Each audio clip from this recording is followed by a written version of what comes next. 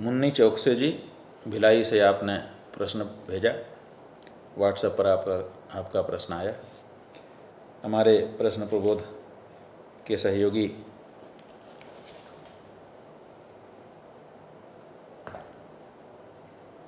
शशांक जी, इन्होंने हमारे सामने आपका प्रश्न रखा है।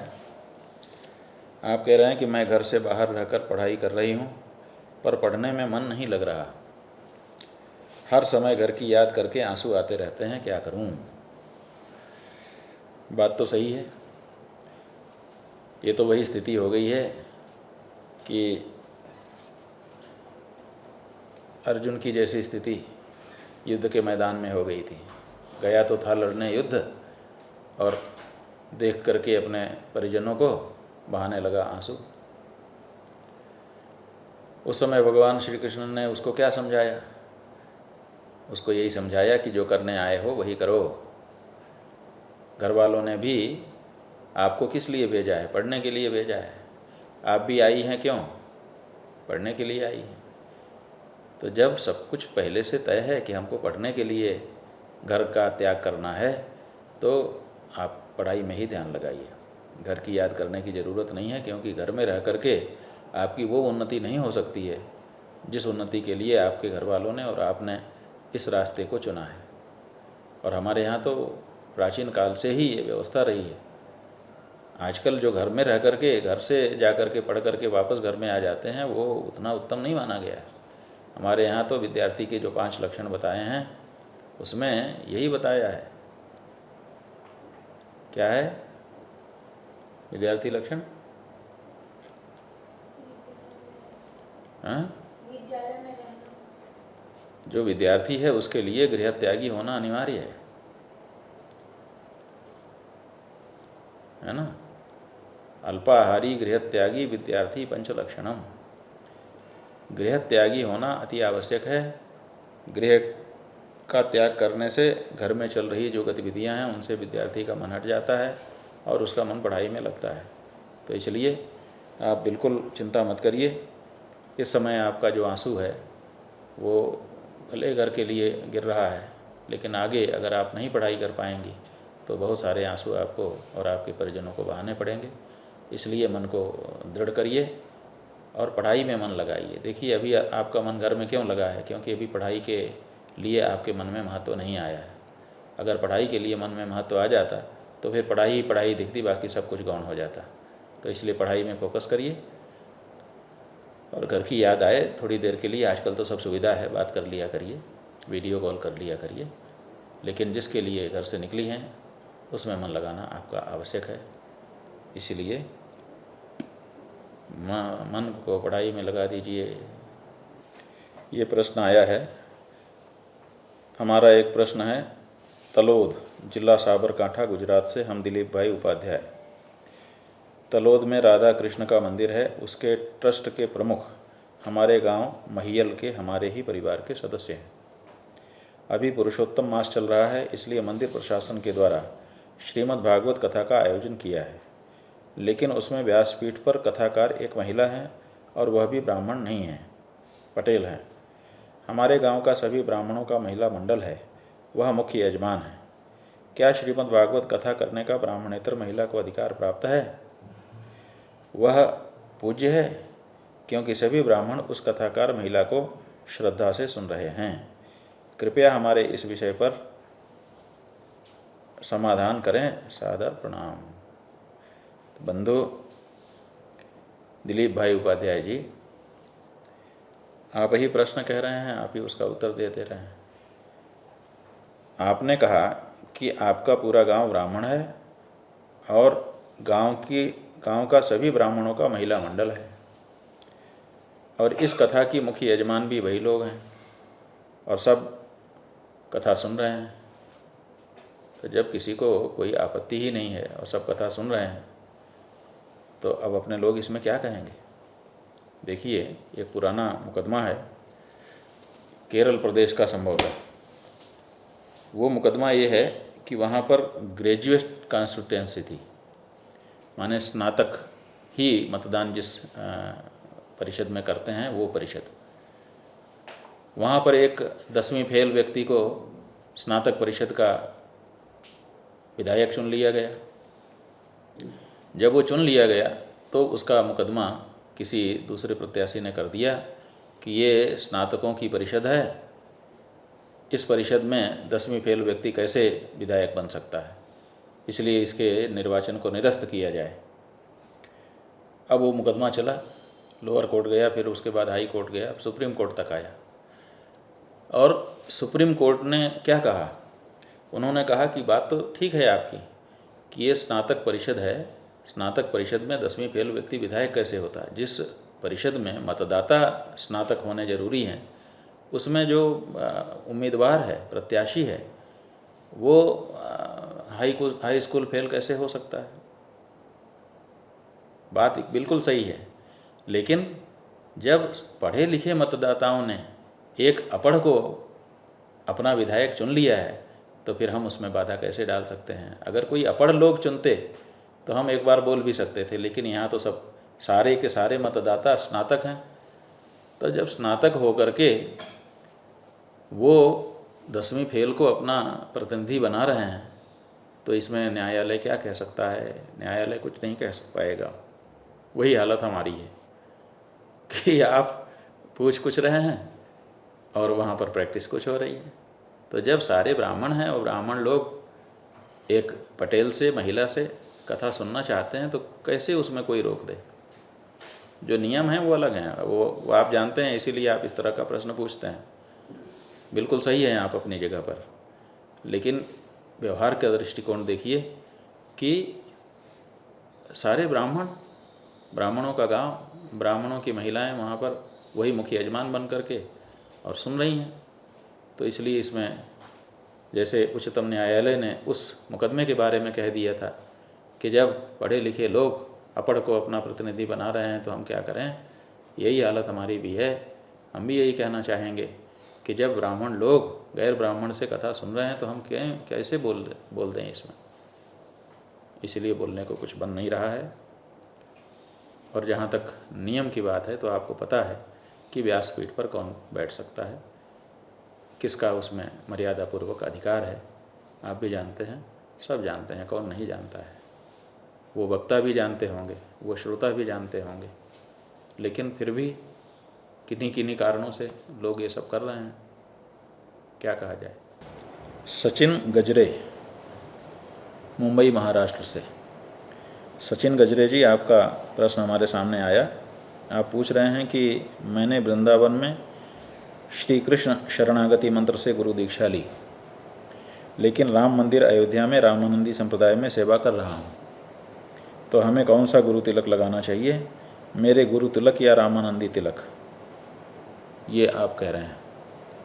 तो आपने श्री कृष्ण शरणागति मंत्र लिया, लेकिन किस संप्रदाय में दीक्षित हुई है ये तो हमको नहीं पता है।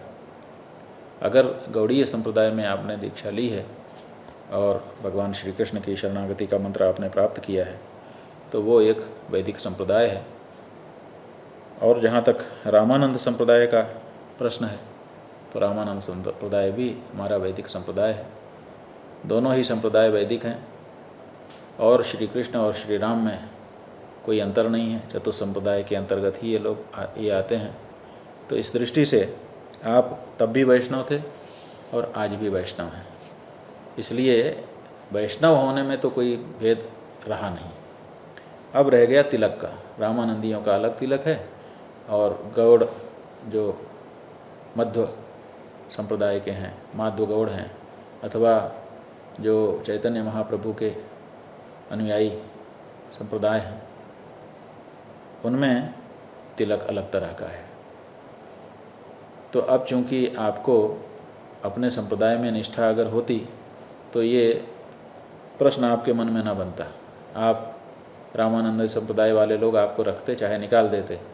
आप जो तिलक एक बार अपने माथे में लगा चुके, उसके प्रति दृढ़ आस्था रखते हुए जो कुछ भोगना पड़ता उसके लिए भोगते। लेकिन आपके मन में आ रहा है कि मैं क्या करूं, इसका मतलब अभी आपकी निष्ठा बहुत स्थिर उस संप्रदाय में नहीं हुई थी। तो अगर उतनी संप्रदाय निष्ठा नहीं है और आपको अब अयोध्या में रामानंदियों के बीच में रहना है, तो आप रामानंदी किसी गुरु से दीक्षा लेकर के उसका तिलक लगा सकते हैं। लेकिन हमारा ये आपसे कहना है कि पहले खूब समझ लीजिए, जान लीजिए, जिस संप्रदाय में दीक्षित होना चाहता है उस संप्रदाय के बारे में, उस संप्रदाय के दर्शन के बारे में ठीक से जान लीजिए। जानने के बाद तब दीक्षा लीजिए, और दीक्षा लेने के बाद फिर उसमें दृढ़ हो जाइए। फिर वो तिलक आपके श्री विग्रह का एक अंग हो जाना चाहिए।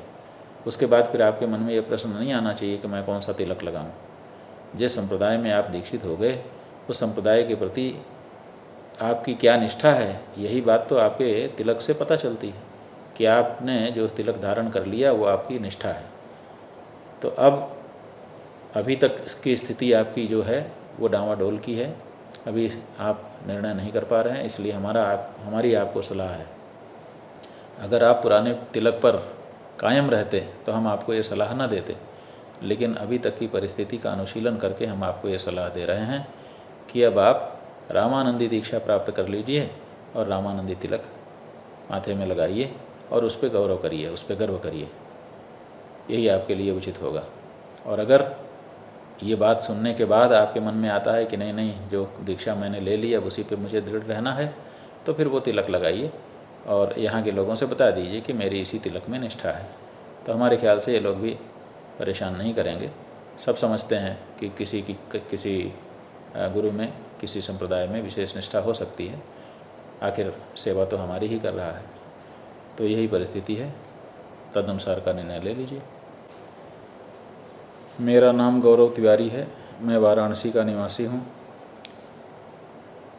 मेरा प्रश्न है कि अगर ब्राह्मण बालक का यज्ञोपवीत निर्धारित समय पर ना हो तो आज की परिस्थितियों को देखते हुए किस तरह यज्ञोपवीत के लिए क्या प्रायश्चित करना चाहिए जिससे वो यज्ञोपवीत और ब्राह्मण बनने में योग्य हो सकें।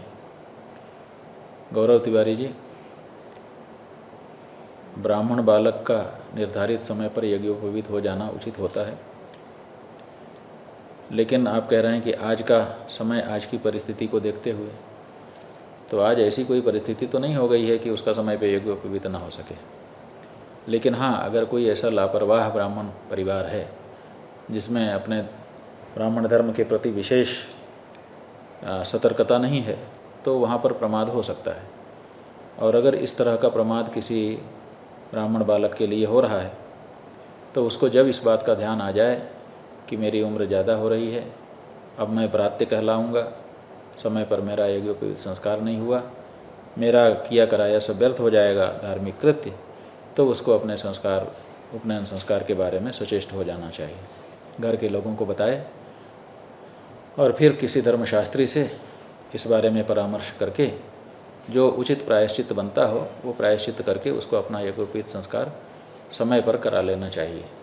समय पर ना हो सके बाद में भी, क्योंकि अगर अभी नहीं कराएगा तो और भी समय बीत जाएगा, फिर और मुश्किल हो जाएगा। इसलिए जब ये बात ध्यान में आ गई है तभी किसी धर्मशास्त्री से मिल करके प्रायश्चित पूछ करके, क्योंकि हम प्रायश्चित नहीं बता सकते, ये धर्मशास्त्री का काम है, वही बताएगा, तो उनसे प्रायश्चित पूछ करके विधि विधान के साथ उचित मुहूर्त में यज्ञोपवीत संस्कार करा लेना चाहिए।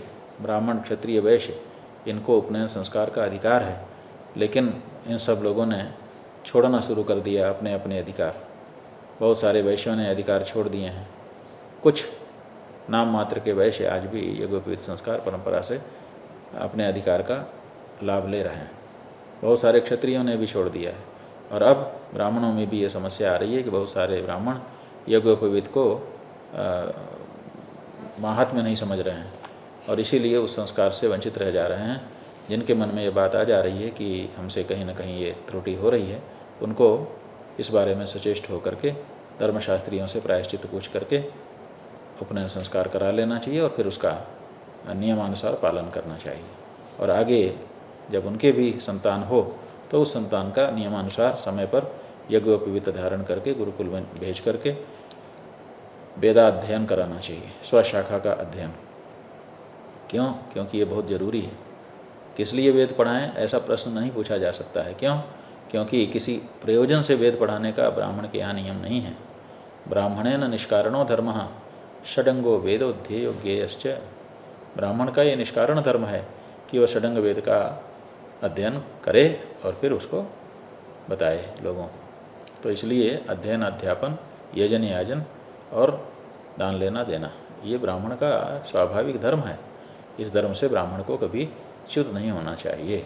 इसलिए बंधु, अभी तक जो भी हो गया चलेगा, अब इस बारे में आप सचेत हो जाइए और सचेत होकर के प्रायश्चित करके तत्काल उचित मुहूर्त में यज्ञोपवीत धारण कर लीजिए। ओम शुक्ला जी हैं कानपुर से। ओम शुक्ला जी, आपने प्रश्न पूछा कि मैं राधा नाम जप करता हूँ, क्या इससे मेरे पूर्व के पाप नष्ट हो जाएंगे? कृपया मार्गदर्शन करें।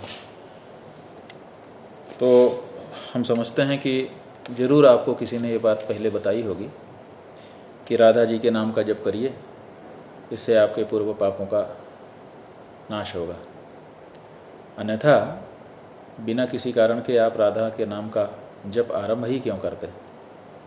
राधा नाम जप आप अगर कर रहे हैं, इसका मतलब है कि आपको किसी ने इसका महात्म्य जरूर बताया है, लेकिन अभी हमसे प्रश्न पूछ करके आप उसी महात्म्य की पुष्टि करना चाहते हैं, ऐसा हमको प्रतीत हो रहा है। तो हम आपको बताना चाहेंगे, वैसे तो अनेक स्थानों पर इस तरह का वर्णन है, लेकिन ब्रह्म वैवर्त पुराण के श्री कृष्ण जन्मखंड के 92वें अध्याय में उद्धव जी के द्वारा राधा जी की स्तुति की गई है, वो हमारे सामने है। वहाँ पर कहा गया है, वंदे राधा पदाम्बोजम ब्रह्मादिसुरवंदितम यत् कीर्ति कीर्तनेनैव पुनाति भुवनत्रयम्। राधा जी के नाम का जो कीर्तन है और उनकी कीर्ति का जो कीर्तन है, माने नाम से ही तो कीर्ति का कीर्तन किया जाएगा। पुनाति भुवनत्रयम्, केवल आपके नहीं, इस संसार का कोई भी व्यक्ति अगर राधा जी के नाम, राधा जी के यश का गान करे तो उसकी पवित्रता निश्चित हो जाती है, वो अपवित्र नहीं रह सकता है, अर्थात पाप उससे दूर हो जाएंगे। तो बिल्कुल बहुत अच्छा है। बस यही है कि ये जो राधा नाम आप ले रहे हैं, अगर इसको और अच्छा हो जाए कि किसी गुरु से राधा जी के मंत्र की दीक्षा ले लें आप और फिर उस मंत्र का जप करें।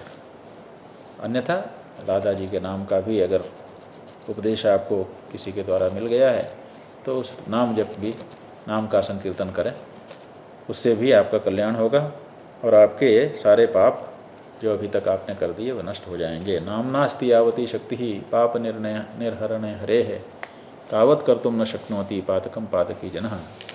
जो पापात्मा है उतना पाप नहीं कर सकता जितना पाप भगवान के नाम के उच्चारण में है।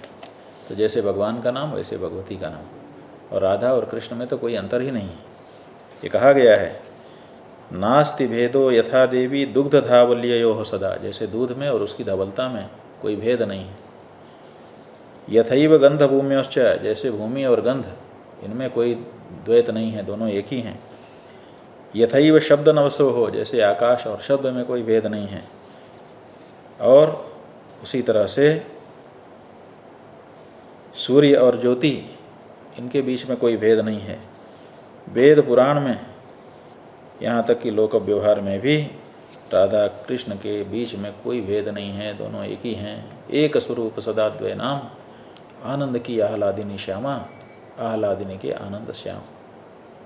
लोके वेदे पुराणे च राधा माधवयोस्तथा नास्ति भेदो यथा देवी दुग्ध धावल्ययोः सदा। इसलिए भगवान के नाम में, भगवती के नाम में कोई अंतर नहीं है। इनके नाम के उच्चारण मात्र से व्यक्ति के समस्त पाप नष्ट हो जाते हैं। इसलिए भगवती राधा के नाम का कीर्तन आप अगर कर रहे हैं तो आप भाग्यशाली हैं, इसको ज़रूर जारी रखिए।